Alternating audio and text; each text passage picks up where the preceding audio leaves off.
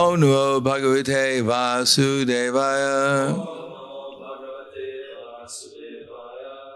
Srimad Bhagavatam, Canto 7, Chapter 9. Prahlad pacifies the Lord with prayers, text number 48. Tvam ayuragni avanira viyad ambumatra. Pranendriyani hridayam chiranugrahascha. Sarvam tvameva saguno viganascha bhuman. Nanya tvarastyapi mano pachasa niruktam.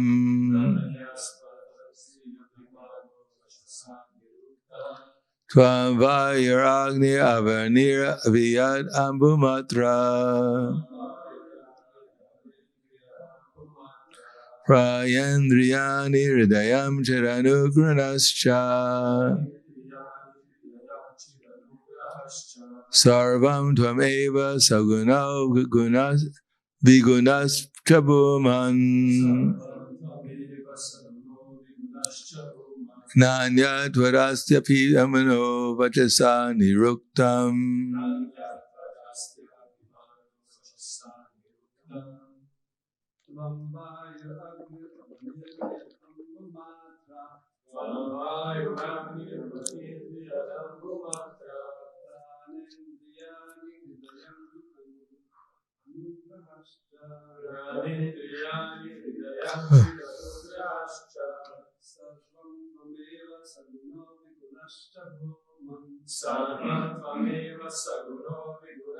Bhuman. Advarasya vipyan Bhuman.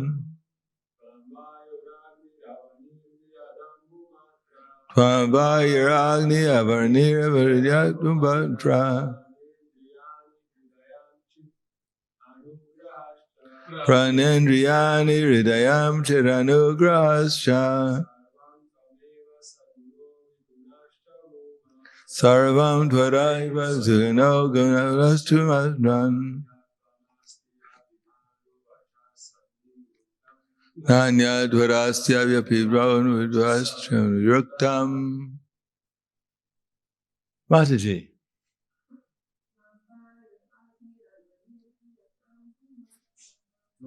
Ayur agni varna yadadvastra.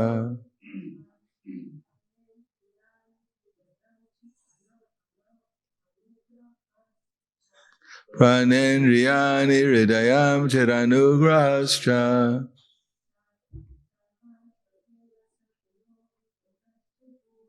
Sarvam tvaraiva saguno vigunascha bhuman.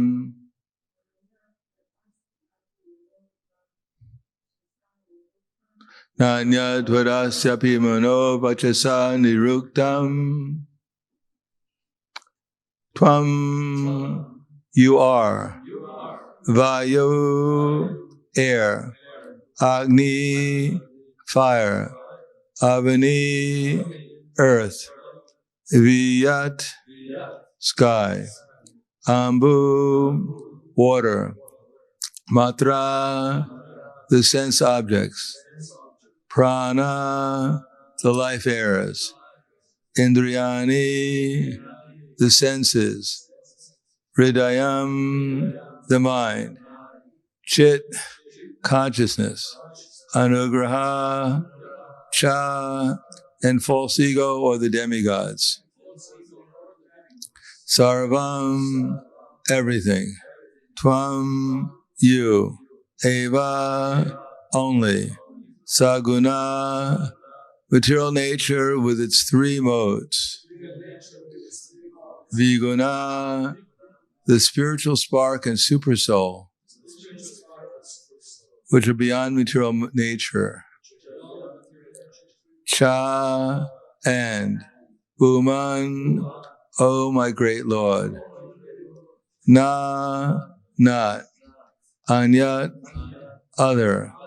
Tvat, than you. Asti is.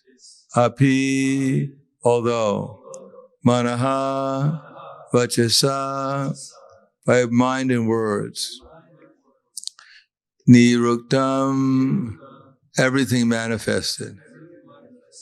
Translation purport by His Divine Grace, A.C. Bhaktivedanta Swami Srila Prabhupada.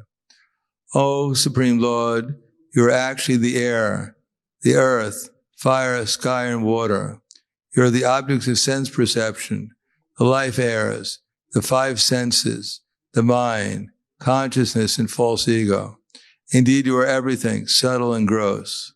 The material elements and anything expressed, either by words or by the mind, are nothing but you. Purport. This is the all-pervasive conception of the Supreme Personality of Godhead, which explains how He spreads everywhere and anywhere. Sarvam kal vidam Brahma. Everything is Brahman, the Supreme Brahman, Krishna. Nothing exists without Him. As the Lord says in the Bhagavad Gita 9:4, Maya tatamidam sarvam jagadabhyaktar mortina matstani sarvabhutani na chaham teshvavashitaha. I exist everywhere and everything exists in me, yet I am not visible everywhere. The Lord can be visible only through devotional service. Tatra tishtami narada yatra gayanti madbhakta. Supreme Lord stays only where His devotees chant His glories. O Supreme Lord, you are actually the air, the earth, fire, sky, and water. You are the objects of sense perception, the life airs, the five senses, the mind, consciousness, and false ego. Indeed, you are everything, subtle and gross. The material elements and anything expressed, either by the words or by the mind, are nothing but you. Mom Vishnu Vraya Krishna Prasthaya Bhute, Srimate Bhaktivedanta Swami Tiramane, Namaste Saraswatam Deve, Gauravani Pacharane, Nirvishesha Srinivadi Paskadyade Siddharne.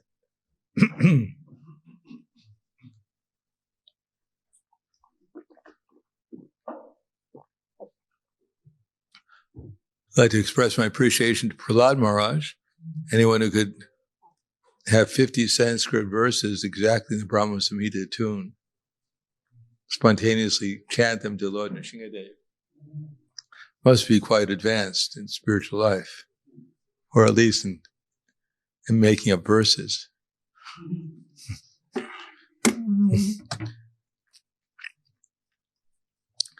Now, in the Brahma Samhita, Lord Brahma starts, not exactly starts, but I think it's the 29th or the 28th verse.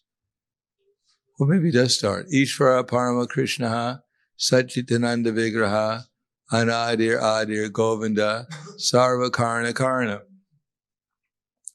That Krishna is the Ishvara Parama, the Supreme Controller.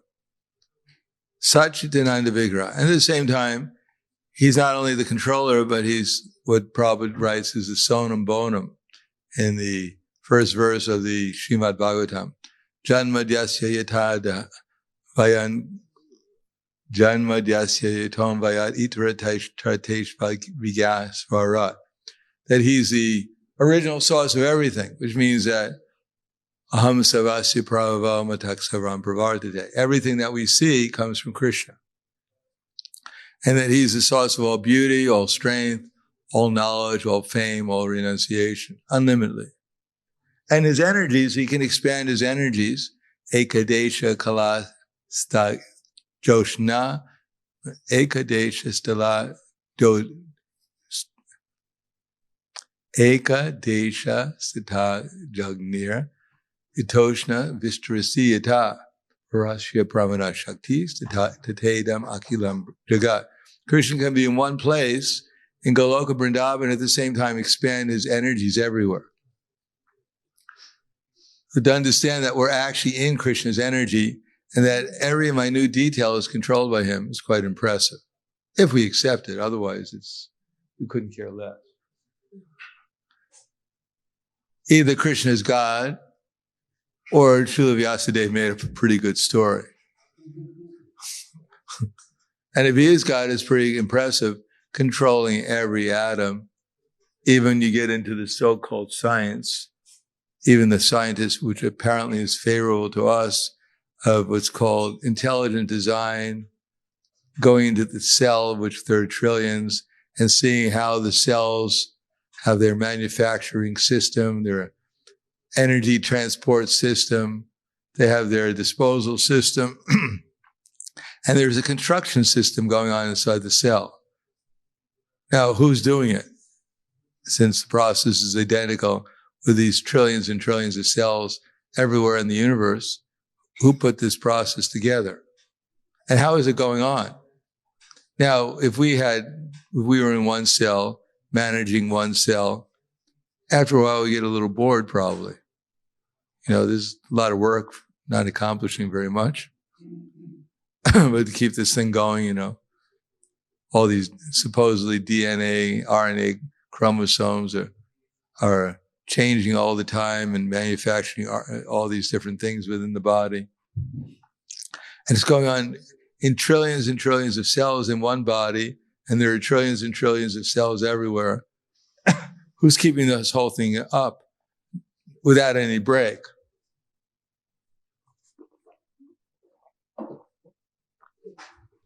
Who's going to work for billions and trillions of years without even a day off, keeping the whole thing going? So that's pretty impressive itself. And not only that, but the fact that Krishna knows everything that's going on, he's not disturbed by it. There's certain things, if we found out about it, is disturbing to us, either positively or negatively. But Krishna knows everything, and he's not at all disturbed by what's going on. And at the same time, the claim is here that he's everything. Now, for our tiny little brains who accept all this, the fact is we don't accept it. Maybe when we're in class, we realize maybe I should accept it. I should accept part of it. Usually falling asleep in class is a defense mechanism. It's something that we don't want to hear, and it's legal to. What did he say? Missed that one. To think that we're responsible, that there's no escape. The NSA, which is like the spy department of America, where they have listening in on every phone call. Probably they want to put something in your brain so they can listen to your thoughts. They're only a very perverse imitation of what Krishna is able to do. Not only knows everything you've ever done in this lifetime, he knows everything you've ever done in all the lifetimes. Let the NSA figure that one out. And he knows what you're going to do. They want to do that too. They had some movie I heard. I didn't watch the movie, but I heard something about there was some, I don't know what it was called. Something about the government had this program. They could tell what you were going to, if you were going to break the law in the future. What was that? Oh, whatever. Anyhow, so they had some idea, sky something, I don't know. So then they arrest you before you committed the crime. It seems pretty just. But Krishna knows, not only in this lifetime, what crimes you're going to, all the lifetimes in the future. And he doesn't even have to bother arresting you. You're already everyone's arrested already by the material energy. He doesn't have to put you in prison. We're already in prison. And he knows every prison he's going to put you into in the future. If you continue if we continue the way we're going, then we get that result. That's all. It's not that Krishna's figured out, Krishna, save me, sorry, I got it all planned out. You're going to spoil my plan. I got it all predicted. You're not going to interfere with my prediction. No, Krishna, we can follow ahead the way we're going. And if we decide to change by our free will, because Krishna also has a good idea if we're going to change, but then he knows what, he doesn't necessarily say that this is predestined. If we keep on going the same way we're going, then Krishna knows where we're going to wind up. It's like the man on the tree.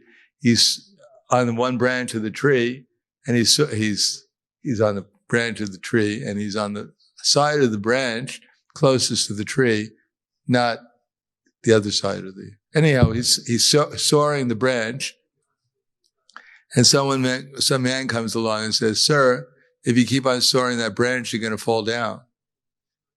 "Oh, you and your prediction, who do you think you are anyhow? Tell me what to do." So he keeps on soaring, and the branch breaks and he falls down. And then he runs after the man who told him that predicted that you'd fall down if you sawed the branch off. And he says, Sir, stop, please. Here's my palm. Can you tell me my future? You must be an astrologer. So if you keep on going towards the end of the cliff, you're going to fall down. No one has to tell you, that you have to draw up an astrological chart to figure out what's going to happen to you. You can tell if the person's running to the edge of the cliff and keeps on running, he's going to run over the cliff and fall down. So that's the material energy.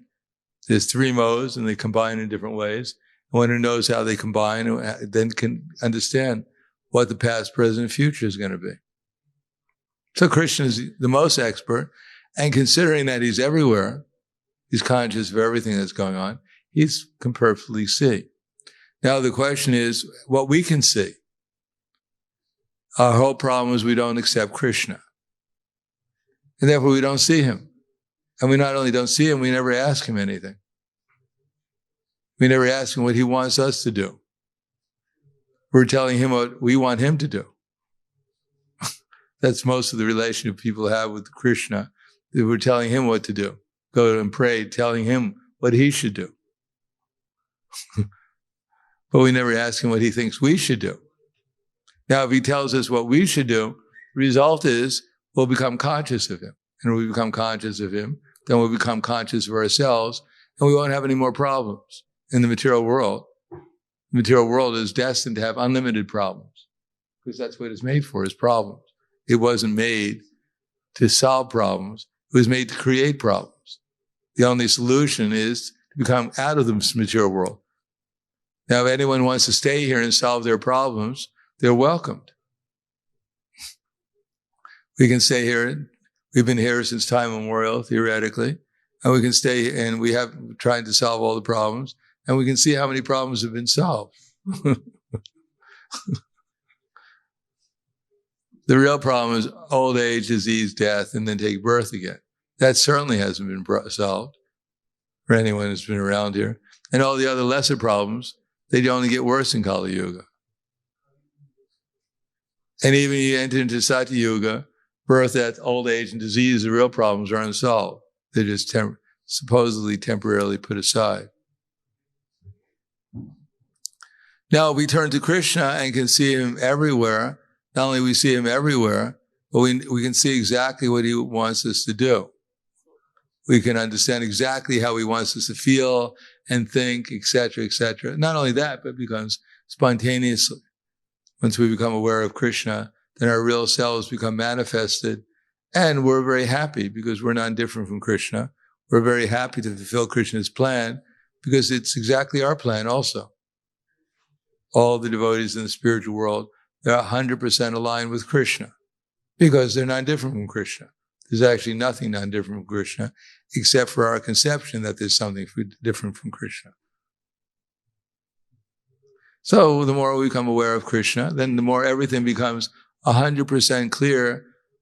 We become 100% an instrument for Krishna, and we're 100% happy to be an instrument of Krishna. There's nothing more than we would want than be an instrument of Krishna, because Krishna is absolutely unlimitedly good.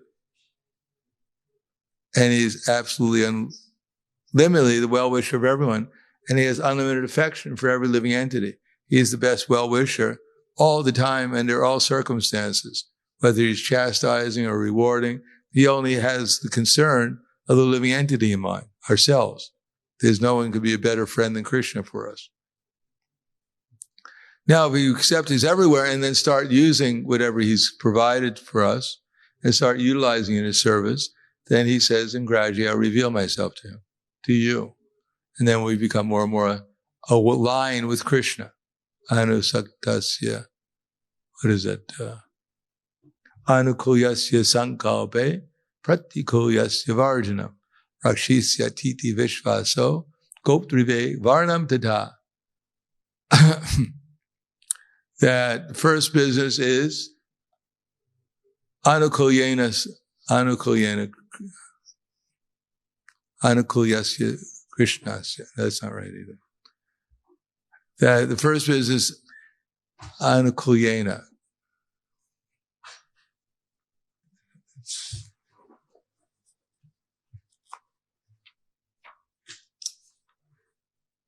Anukulyasya sankalpe. Anukulyasya sankalpa. To find out what Krishna wants us to do. That doesn't require a whole lot of surrender. It requires some surrender, but it's not the absolute surrender. We find out what Krishna wants us to do, and we become willing to sometime to do that. And then we usually feel safe and good about that. And then anukulyasya sankalpe pratikulyasya. Then the next thing is we start finding out what Krishna doesn't want us to do. That's more difficult. We don't mind doing what Krishna wants us to do. We don't like so much to give up the things that Krishna doesn't want us to do. But if we can overcome that, then we're practically liberated. We practically reach perfection. But then, rakshisya titi vishvaso, then to give up the subtle anxiety by agreeing that Krishna will actually maintain and protect us, at least spiritually. And that the greatest protection is spiritual, and that Krishna will actually provide what we need and preserve what we have if we meditate on this transcendental form. So that's even much more advanced, to have that faith in Krishna. And it's practical because those who actually come to the platform of giving up the things that they don't need and actually accept the things that they need to become Krishna conscious, Krishna will naturally inspire them by the next process, more subtle thing, to develop faith that he will provide what we need and he will protect us, our consciousness. He'll make the arrangements. So it'll make more difficult for us to fall into Maya, although we try hard sometimes. Krishna will prevent us from doing it. And then, rakshisya titi vishva goptrive varanam tata, atma nikshepa sankalpe. Then the hardest thing, give up the false ego. To actually believe that I have no interest outside of Krishna's interest. But that comes by realization. When we actually see how Krishna is the best wishing friend of everyone, and when I become a wishing friend, well-wishing friend of others too, then we can see Krishna and myself, we have the same idea. Now, if we want people to go to hell, we want people to fall down, we want people to suffer, we're a little out of line with Krishna's desire. Even the king in the Vedic culture wasn't, interested. Is there anyone else I can chastise today? I'm getting a little bored here, sitting on the throne. No, the king who is in line with Krishna's desire even chastises simply for the benefit of the soul that's before him, the person is before him. So Krishna has no desire other than the benefit of the living entity. And when we have no other desire than to others' benefit to help them become Krishna conscious, then we become very closely aligned with Krishna. And then Krishna reveals himself, and then we'll always feel meek and humble. Because Krishna will reveal how wonderful he is and how wonderful everyone else potentially is, or in the vision of a pure devotee, because he sees the soul, how wonderful everyone else is, that they're all none different from Krishna. They all are as good as Krishna by nature. Then one will become, that's called Sharanagati. Then one will actually become Krishna conscious. And in that state, one will see Krishna spontaneously everywhere at all the time and always feel his presence. So we're on the path. We should stay on the path, and gradually these things will be experienced by us. So I'll stop there. Thank you. Anyone who has the first question?